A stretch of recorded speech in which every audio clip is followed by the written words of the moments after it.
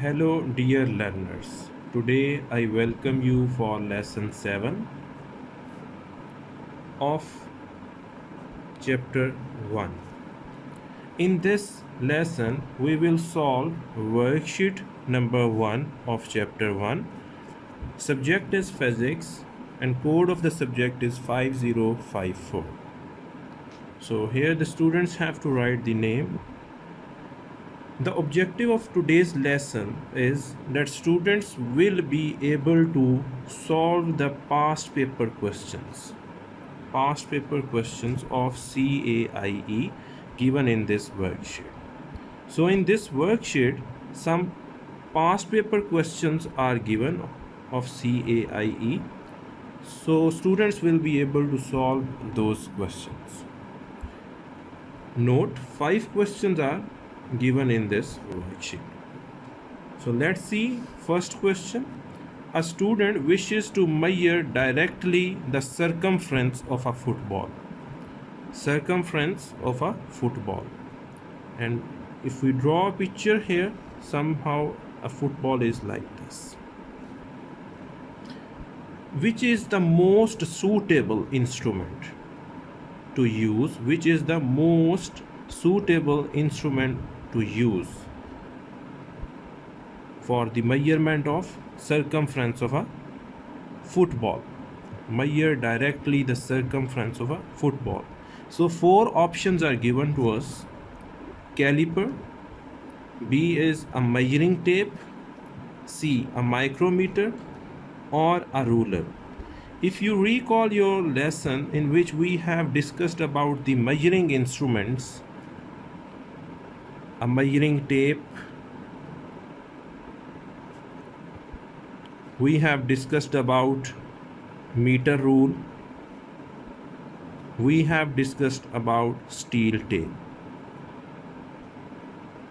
So a measuring tape is used to measure the length of curved surfaces.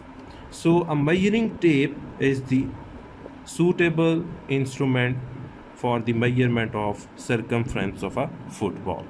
So B is the correct option here. We can't use micrometer because it is used for the measurement of diameter. We cannot use calipers, it is also used for the measurement of diameter. And a ruler is also unable to use here for the measurement of the circumference of a football because ruler is used to measure the straight distances. So B is the correct option here. Question number 2. The diagram shows a micrometer scale. The diagram is given to you. Which reading is shown? So you have to measure the reading here, and scale is given to you. So this is your main scale of screw gauge, or you can say of micrometer, and this is the thimble scale. So first we are going to measure main scale reading.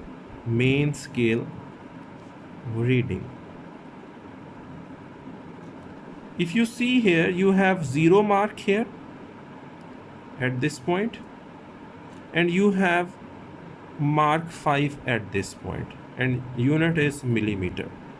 So see how many divisions we have in between 0 and 5. So we will see that there are 4 divisions. So there is increment of 1. That's why we are getting 5 at this point. So 0, 1, this mark is going to indicate 1, next one 2, 3 and 4, and then we are able to have a 5 millimeter mark at this point. In between 0 and 1, you can see one small scale is also given to us, that is indicating 2.5. So it is 0.5, 1, 1.5, 2, 2.5, 3, then 3.5, 4 and 4.5 and 5. So we have discussed in the lesson of micrometer that we have to read the measuring scale of this main scale before or till the edge of thimble scale. So if you see, this is the 5 mark here, here we have 6, then 7, then this scale is also, this mark is also visible to us, and it is indicating to 0.5, and here we have 7, so main scale reading will be 7.5 millimeter. And after measuring the main scale reading, we move towards thimble scale reading. Thimble scale reading. So in lesson we have discussed that to measure thimble scale reading, what we do, we see that which mark of the thimble scale is aligned with the datum line. This is your datum line, this horizontal line on main scale is your datum line. So we see that which division of thimble scale is going to be aligned with the datum line. So here we have 10 and here we have 15, so this mark is going to be the division which is aligned with the datum line, and this one is 14th division. 14th division. So to measure the thimble scale reading, after noting the division which is aligned with the datum line, we multiply that division with least count. It will be 0.14 millimeter. So after multiplying with the least count, the reading which we get is 0.14 millimeter, and this is your thimble scale reading. So we have to measure the reading here. So reading will be, final reading will be main scale reading plus thimble scale reading plus thimble scale reading, and it will be 7.5 plus 0.14, and we will get 7.64 millimeter. So see which option is here, which is 0.64 millimeter. A option is 5.64 millimeter, 7.14 millimeter, and then we have 7.16 millimeter. D is the correct option. D is the correct option. So rest of the options are not the correct one. D is the correct one. So let's move towards question number 3. In question number 3, a student has been asked to determine as accurately as possible the volume of a piece of wire. The volume of a piece of wire. So the wire is about 8 centimeter long, means the length of the wire is given. The length of the wire is given. And about 0.2 centimeter in diameter. So diameter is also given. Which measuring instruments should the student use? So we have to tell here about the instruments which student have to use for the measurement of length and diameter of the wire, so that he can measure the volume of a piece of wire. So here we are given with a table in which options are given. This column is representing to length, this column is representing to the diameter. So A option is that for the measurement of length, student should use meter rule, and when he is going to use this meter rule, for the measurement of diameter he has to use micrometer. This is the A option. And in B option, for the measurement of the length, the student can use meter rule, and for the measurement of diameter he can use vernier caliper. So there is one more option, that is for the measurement of the length micrometer can be used. No, this is not possible, so C option cannot be the correct one.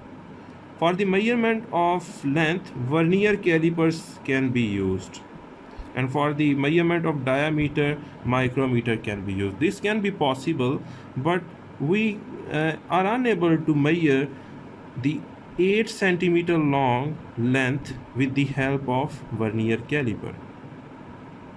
If some of the vernier calipers will measure this long length 80 centimeter, but we are not mentioned here that which vernier caliper he is going to use, of how much scale vernier caliper he is going to use, so this will also not the correct one.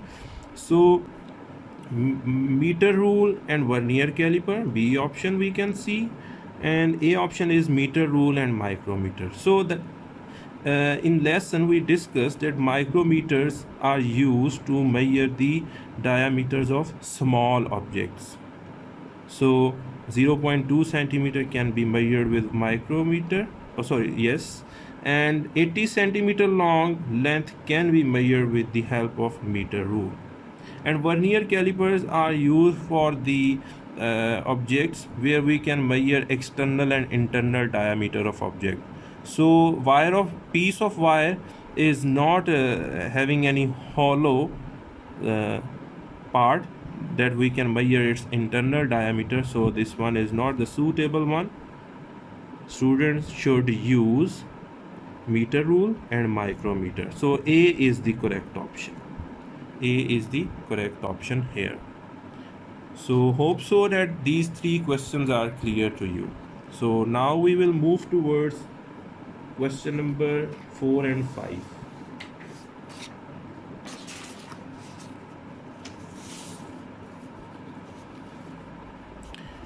So here question 4 is given that the diagram shows one method of measuring the diameter of a beaker. So one method of measuring the diameter of a beaker is given, which is shown here in the image.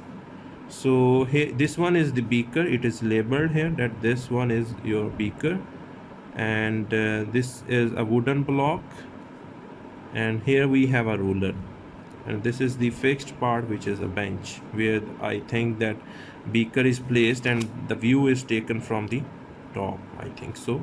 View is taken from the top view is given to you. So if you see, this edge of the beaker is somewhere here, and it is between 3 and 4.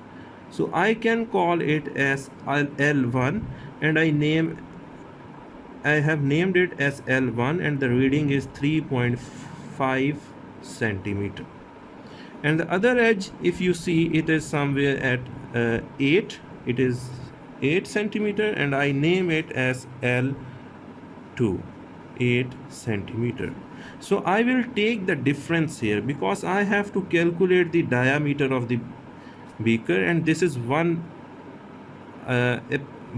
this is also the appropriate method for measuring the diameter of beaker. So what I will do, L2 minus L1, 8 minus 3.5, which gives me a 4.5 centimeter. So I have the option here A, that is 4.5 centimeter. B option is 5.0 centimeter, C 5.5. So these are not the correct one. So here I have the last question, question number 5. In this, a pendulum swings backwards and forwards passing through Y. So point Y is given to us here, and pendulum swings backwards and forwards through this point. Middle point, Y is known as middle point of the oscillation. The first time of pendulum passes, okay, first time of the pendulum passes, I write here first time of the pendulum passes through Y, a stopwatch is started means that the button or yes, the button of the stopwatch is pressed when one time pendulum passes through y. The 21st time the pendulum passes through y. How many times the 21st time pendulum passes through y means from this position pendulum passes 21 times. The stopwatch is stopped. Okay, when 21st one times pendulum passes from y, after that the stopwatch is stopped. The reading is t, means time which is measured, that is t. What is the time period? Time period we have to calculate here. Time period of pendulum. So we know that time period is equal to time taken by the oscillations divided by number of oscillations. So how many oscillations are there? We know that we have calculated the time taken, that is t. Time taken is t. But how many oscillations are there? So let's calculate number of oscillations. The 21st time pendulum passes through y, it means 1 when the ball goes there, then came back, then goes there, and then come here. It means when two times pendulum passes y, one oscillation is going to complete. One oscillation is going to complete when 2 times pendulum passes y. So the reading was started when the pendulum first time passes the y. So we will do 21 minus 1, because the first one we are going to ignore because it is not started from 0. So it is 20 times pendulum passes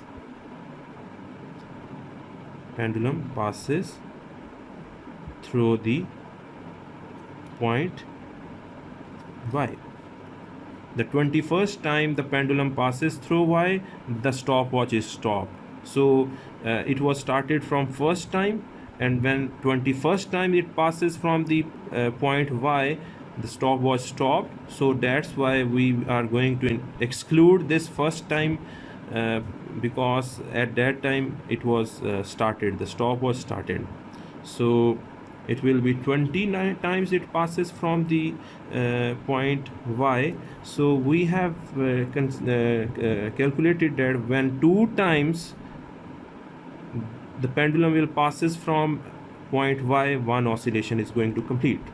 So when it passes 20 times, how many oscillations are going to be completed? So you know that 2 times it is passing, so you can divide it by 2.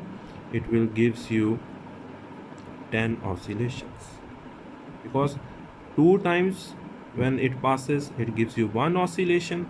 So when it passes 20 times, you can take the half of this, and it is 10 oscillations. In other words, if you see here, it is somehow like this. So it is twice of this number of oscillations.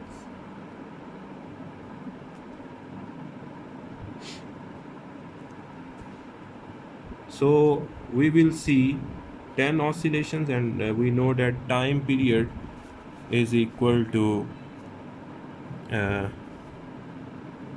time taken divided by number of oscillations, that are 10. So D option is the correct one. D option is the correct one. So this was all related to the worksheet that we have solved some questions of past papers, And if you have any question, any difficulty, you can contact me. Contact information is given to you. Thank you so much, and do not forget to subscribe and hit the like button.